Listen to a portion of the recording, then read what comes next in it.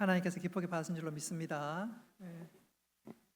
오늘은 우리가 어린이 주일로 지키는데 아이들 5명이 나와서 찬양하니까 더 실감나고 더 은혜가 되는 것 같아요. 하나님께서 기쁘게 받으셨는데 또 우리 아이들이 믿음 가운데 또 부모님과 우리 교회 앞에 자랑거리로 잘 자라가는 복된 아이 되시기를 주님의 이름으로 축복합니다. 오늘 이 시간 하나님의 나라가 이런 자의 것이니라 라는 제목으로 말씀을 전하도록 하겠습니다. 아이들이 5명도 있고 또 어린이들도 제법 있어서 오늘은 좀 설교를 좀 짧게 해야 안 되겠나 생각이 드네요. 오늘은 어린이 주일, 일명 꽃주일로 지키고 있습니다. 이 어린이 주일의 유래가 어떻게 되느냐 살펴보면 지금부터 약 170년 전이었던 1856년 미국의 매사추세츠주 유니버셜리스트 제일교회의 레오날드 목사님께서 6월 둘째 주일을 어린이 주일로 지키면 좋겠다 제안한 것에서부터 시작되었습니다. 그리고 그 교회를 비롯해서 일부 지역이 어린이 주일을 지켰고 또 그것이 전 세계에 퍼지면서 각국 나라가 6월 둘째 주일을 어린이 주일로 지키게 되었습니다. 이 레오날드 목사님께서 6월 둘째 주를 어린이 주일로 지키고자 하는 데는 나름대로 이유가 있었습니다. 첫째는 6월 달이 1년 연중에 꽃이 가장 많이 피고 예쁘게 피는 달이니까 그때를 어린이 주일로 지키자. 뿐만 아니라 그 꽃과 온 산의 푸르름은 마치 어린아이의 싱그러운 모습을 보여주는 것이기도 하니까 6월 둘째 주일로 지키자. 그래서 그 의도가 또 그 의미가 너무너무 좋아서 전 세계 나라가 6월 둘째 주일을 어린이 주일로 지켰습니다. 우리 한국교회 역시 6월 둘째 주일을 어린이 주일로 지키다가 1956년도에 잘 아시는 대로 소파 방정환 선생님께서 5월 5일을 무슨 날로 지키지요? 어린이날로.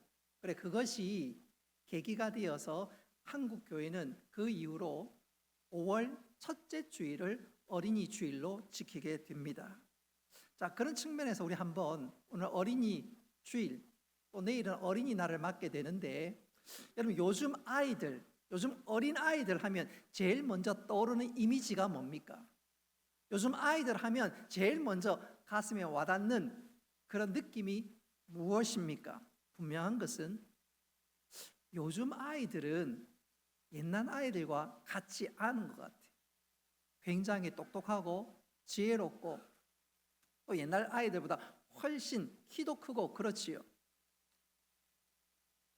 어느 한 가정에 할머니가 손주 둘을 데리고 야외 소위 피크닉을 떠났습니다. 큰 손주는 초등학교 2학년, 작은 손주는 6살 먹은 아이입니다. 아이가 좋아하는 치킨, 피자, 과자, 또 과일 등등, 또 야외니까 뜨뜻한 국물이 있으면 좋겠다 싶어서 컵라면도 준비했고 보온병에는 따뜻한 물도 담아갔습니다.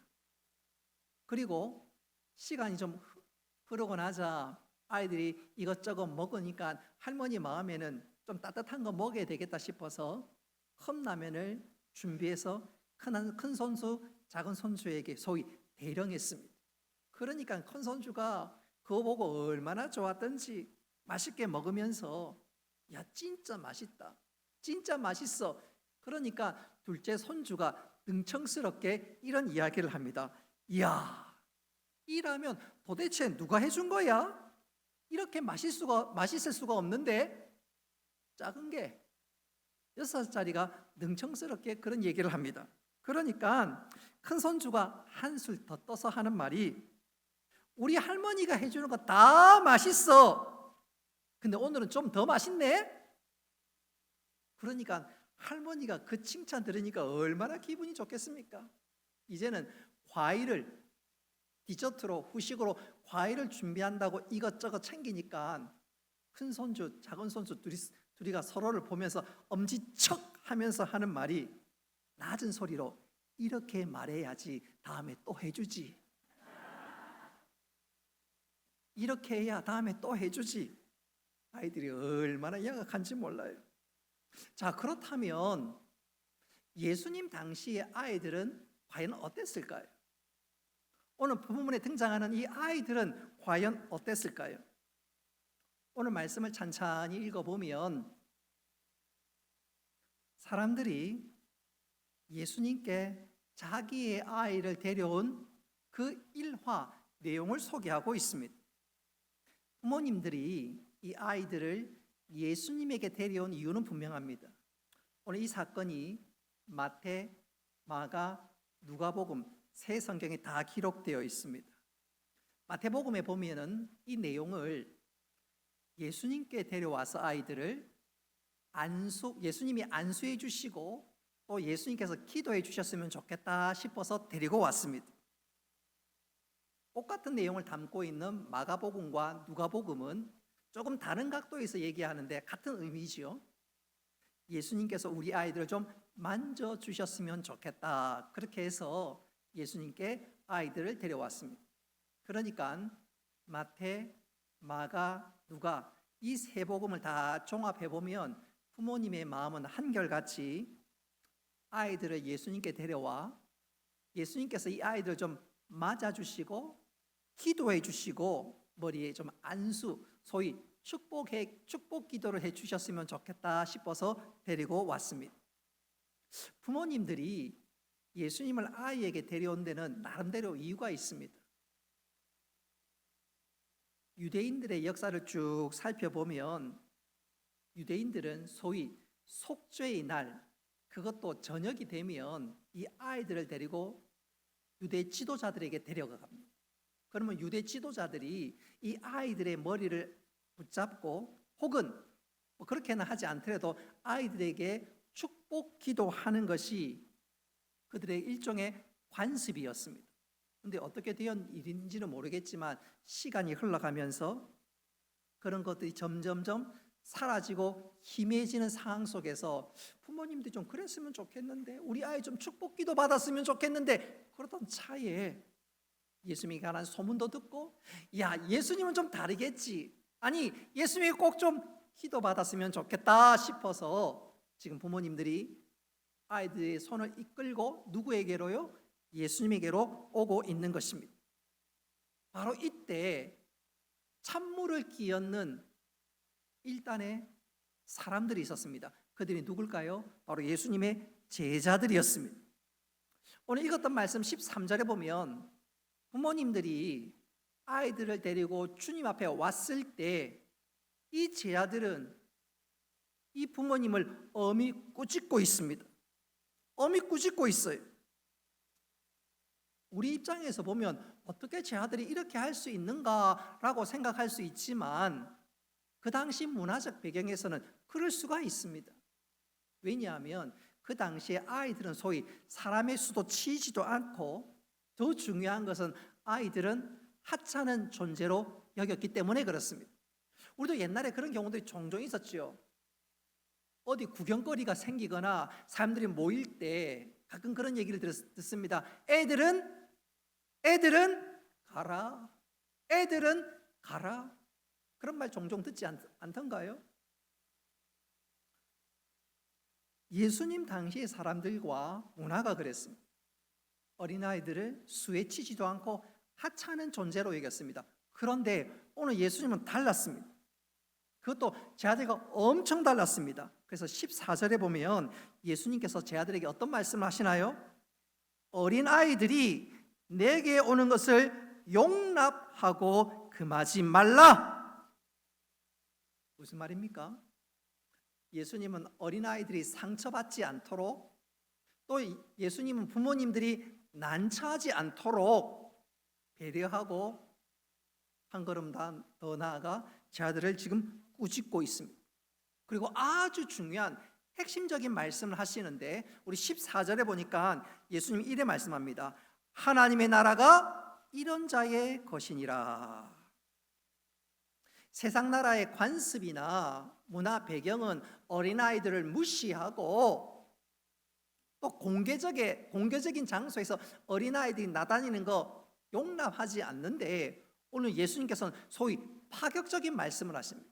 하나님의 나라는 어린아이와 같은 자들의 것이라고. 하나님 나라는 아이들이 마음대로 드나들고 행동하며 어른들은 그것을 용납하는 곳이라고 말씀하고 있습니다. 그리고 오늘 16절에 보니까 예수님은 그 아이들을 품에 안으시고 머리에 안수하시며 축복 기도하는 것으로 마무리하고 있습니다. 한마디로 예수님의 이런 행동은 파격 중에 파격이라고 할 수 있습니다. 그런 측면에서 여러분들에게 한번 여쭙고 싶어요. 혹시 여러분들은 예수님의 이런 행동을 파격적인 행동으로 느껴지십니까? 제 아들처럼 애들은 가라! 그것이 내 생각이고 내 마음이십니까?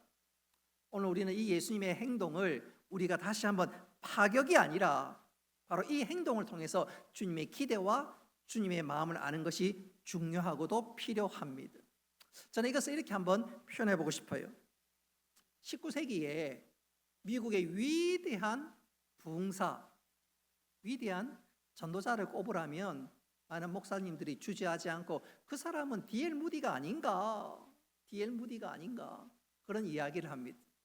이 D.L. 무디 목사님이 위대한 부흥사가 될 수 있었던 것은 그 마음에 전도의 열정이 누구보다도 가득했습니다. 그가 젊은 시절 목사가 되기 전에 주일학교 교사를 했는데 언젠가 한 번은 교사들과 함께 전도하러 한 지역을 떠났습니다. 그리고 전도하고 난 이후에 소위 전도 보고를 하게 되는데, 그때 D.L. 무디가 전도 보고를 이렇게 합니다. 저는 오늘 2사람 반을 만났습니다. 오늘 저는 2사람 반을 만났습니다. 그랬더니 전도 보고의 모든 내용을 적는 총무 선생님께서 그래요? 알겠습니다. 그 말의 뜻을 알겠습니다. 어른 2사람과 어린아이 하나를 전도했다는 말이지요? 그랬더니 D.L. 무디가 그때 이렇게 대답을 했습니다. 아니요.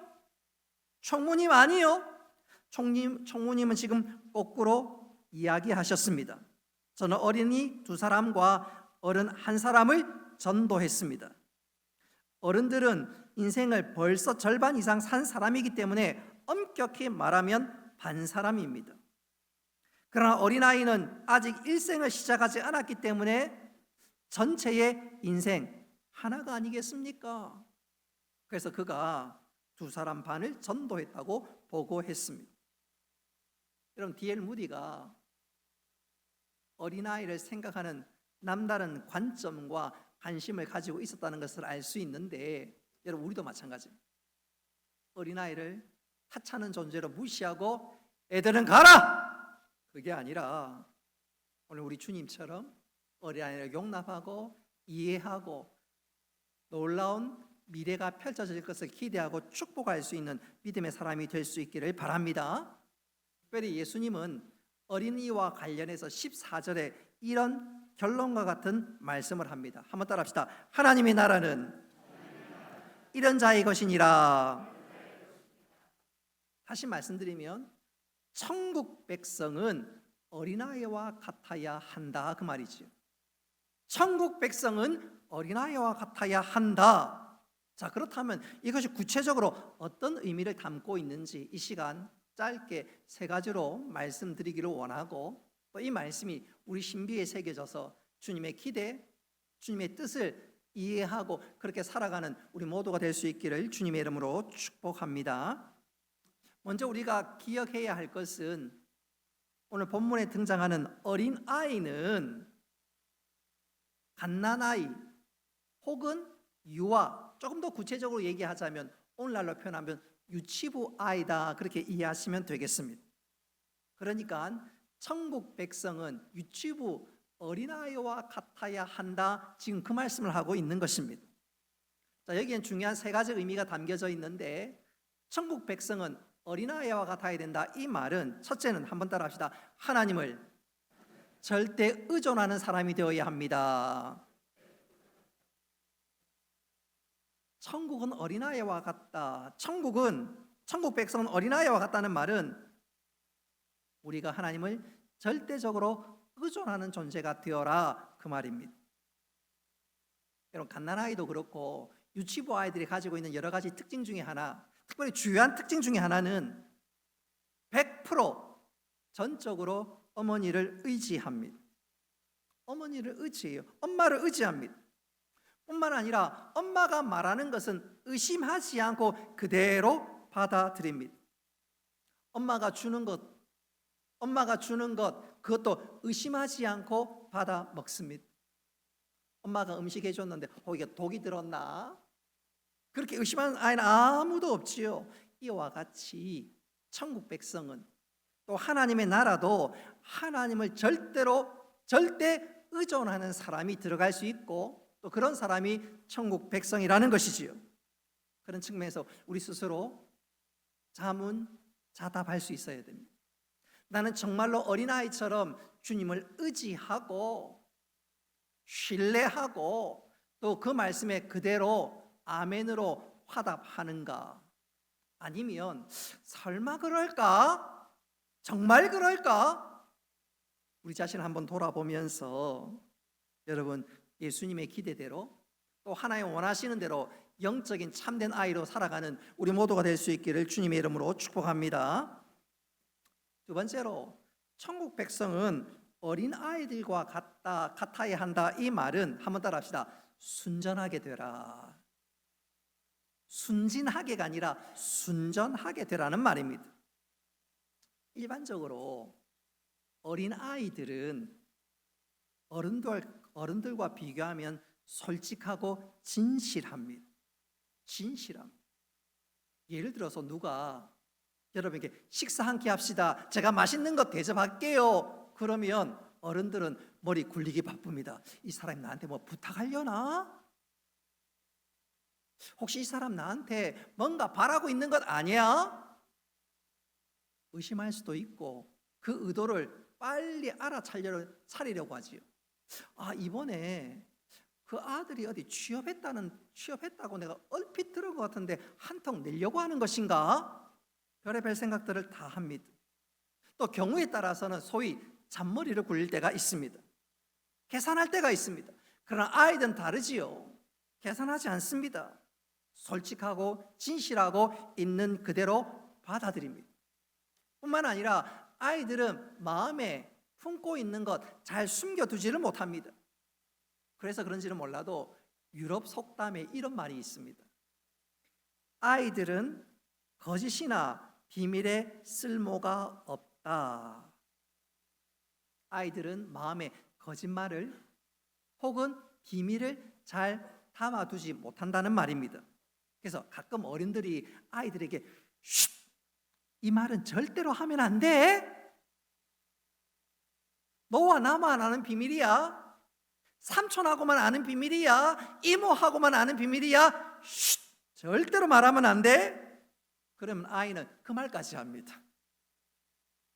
엄마, 이모가 쉿 했고요, 절대로 말하면 안 된다고 얘기했어요, 그 말까지 전달합니다. 아이들은 얼마나 순전한지. 여러분, 하나님께서는 우리에게 순전한 사람이 되기를 원하는데 그렇게 될 수 있기를 바랍니다. 지난번에 오병이어의 기적에 관한 설교를 하면서 예수님의 말씀에 빌립은 머리 굴리기 바빴지요. 계산하기 바빴지요. 그러나 안드레는 어떻습니까? 그 주님의 말씀에 어떻게 하든지 한번 순종해 보려고 하고, 어떻게 하든지 하나님의 뜻을 이루어 보려고, 주님의 기대를 한번 이루어 보려고 힘쓰고 애쓰지 않았던가요? 여러분, 우리 모두 주님의 말씀 그대로 받아들이고 순전하게 살아가는, 정말로 주님 기대하시는 영적 어린아이로 살아가는 우리 모두가 되기를 주님의 이름으로 축복합니다.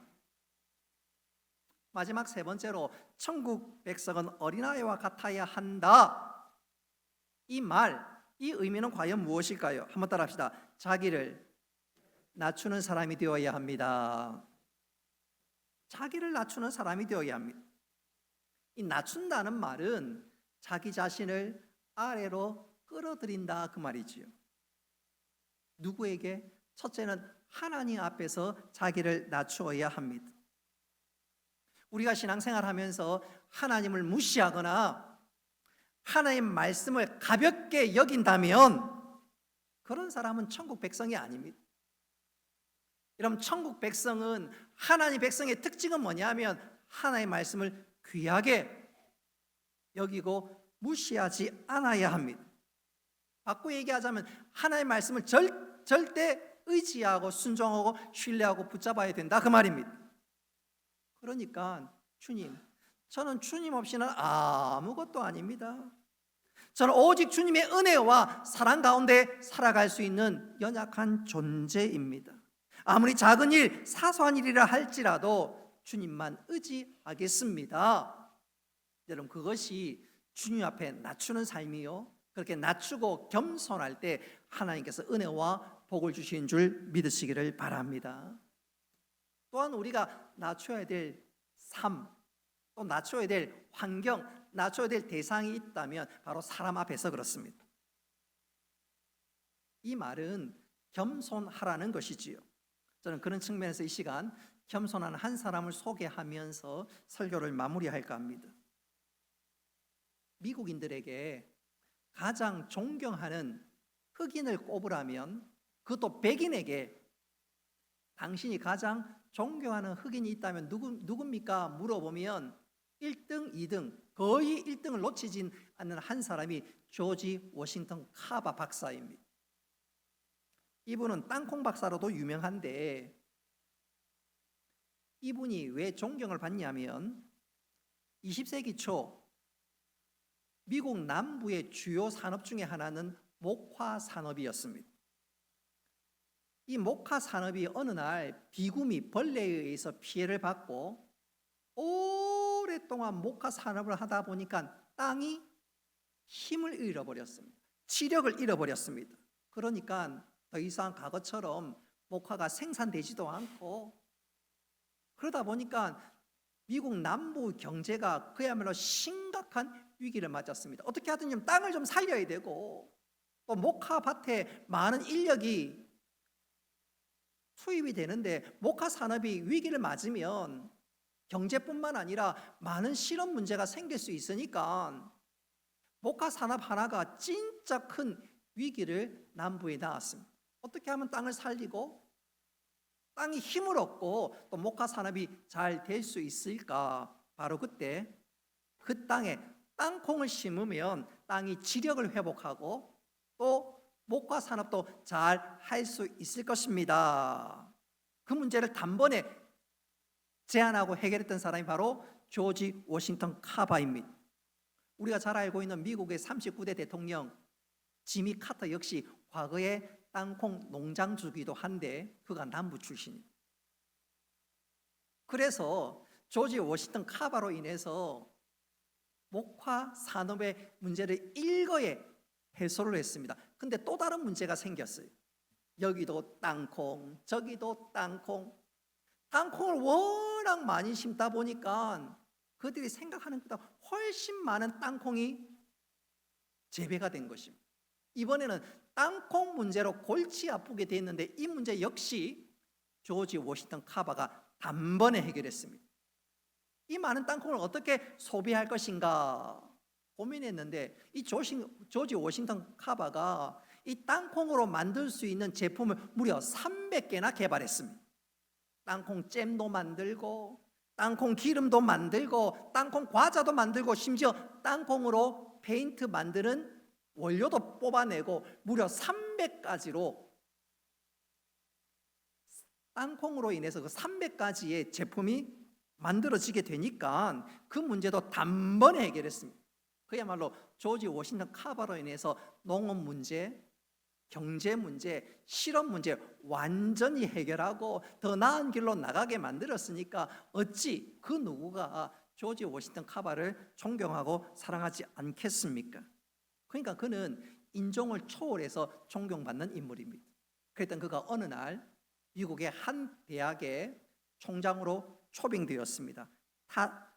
터스키키 대학교의 총장으로 초빙받게 되었는데 초빙 가던 그가 이 지역은 어떨까 하고 궁금해서 여기저기 돌아보기 시작했습니다. 그러다가 어느 지역에 갔는데 보니까 잘 사는 집들이 굉장히 많아요.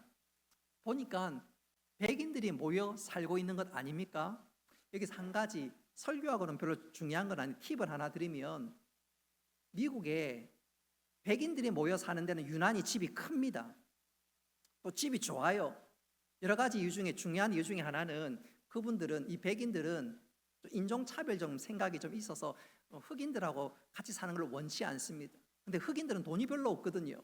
그러니까 어떻게 하면 자연스럽게 떨어져 살 수 있느냐, 집을 크고 화려하게 지으면 사람들이, 흑인들은 돈이 없으니까 여기 오지 못할 것 아닌가, 그래서 집을 크고 화려하게 짓고 또 거기에서 소위 부유층들만 모여 사는 것이지. 어쨌든 이 조지 워싱턴 카바가 한 지역을 돌게 되는데 백인들이 모여 살고 있는 그 지역을 지나가면서 산책하게 되었습니다. 아니, 백인들만 모여 살고 있는 그곳에 흑인이 지나가니까 어떤 한 아주머니가 그 광경을 목격하면서 아무개 씨, 헤이! 그러면서 하는 말이, 아마 저 사람은 직업도 없고 별 볼 일 없는 사람이라 생각하고는 내가 몇 달러 줄 테니까 우리 집에 나무 장작 좀 패주세요. 장작 좀 패주세요.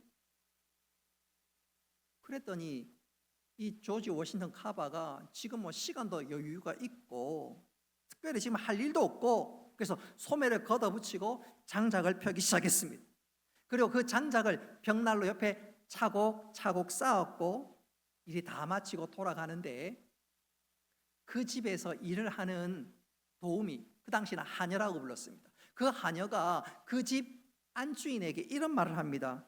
주인님, 부인, 저 사람은 근본에 터스키키 대학의 신임 총장 조지 워싱턴 카바입니다. 이 부인이 깜짝 놀랐습니다. 조지 워싱턴 카바가 얼마나 명성이 자자한 대단한 사람인데 자기 그렇게 하찮게 여겼으니, 그래서 다음 날 대학 총장실로 쫓아갔습니다. 그리고 총장실에 들어가서 정중하게 조지 워싱턴 카바에게 사과를 했는데, 오히려 그는 그 부인을 위로하면서 이렇게 대답을 합니다. 아이 부인, 괜찮습니다. 저는 가벼운 육체 노동을 좋아합니다. 그뿐입니까? 이웃을 돕는 것은 언제나 즐거운 일이지요. 여러분, 조지 워싱턴 카바가 많은 미국인들에게 존경받을 수 있었던 것은 위대한 어떤 발명품을 제공하고 산업을 일으키고 문제를 해결하고 뭐 그런 것에 있는 것이 아니라, 오늘 그의 인품이나 인성을 보면 그가 얼마나 겸손했던 사람인지, 또 말씀 그대로, 하나님의 말씀 그대로 사는 사람인지 우리가 절감할 수 있지 않던가요? 말하는 것은 우리 역시 하나님의 겸손함으로 하나님의 인정받고 믿음의 선한 영향력을 끼쳐나가는 우리 모두가 될 수 있기를 주님의 이름으로 축복합니다. 말씀을 맺도록 하겠습니다. 저는 설교를 준비하면서 그런 생각이 잠시 들었습니다. 한번 따라합시다. 천국에는 어린아이 같은 사람만 있겠구나. 천국은 어린아이 같은 사람만 있겠구나. 그래서 우리 모두 영적인 어린아이가 될 수 있어야 합니다. 여러분, 영적인 어린아이가 어떤 사람이지요? 무엇보다도 하나님을 의지하는 사람입니다. 영적으로 순전한 사람입니다. 그리고 마지막으로 겸손한 사람입니다. 이 세 가지가 우리의 신비에, 우리의 마음에 잘 갖추어져서 하나님께 인정받을 뿐만 아니라 우리의 다음 세대가 우리를 보면서 영적 어린아이로 잘 자라 하나님 나라의 기둥 같은 인물이 될 뿐만 아니라 그들을 통해서 하나님 나라가 아름답게 확장되고 하나님 나라가 임하는 복된 역사가 이루어질 수 있기를 주님의 이름으로 축복합니다.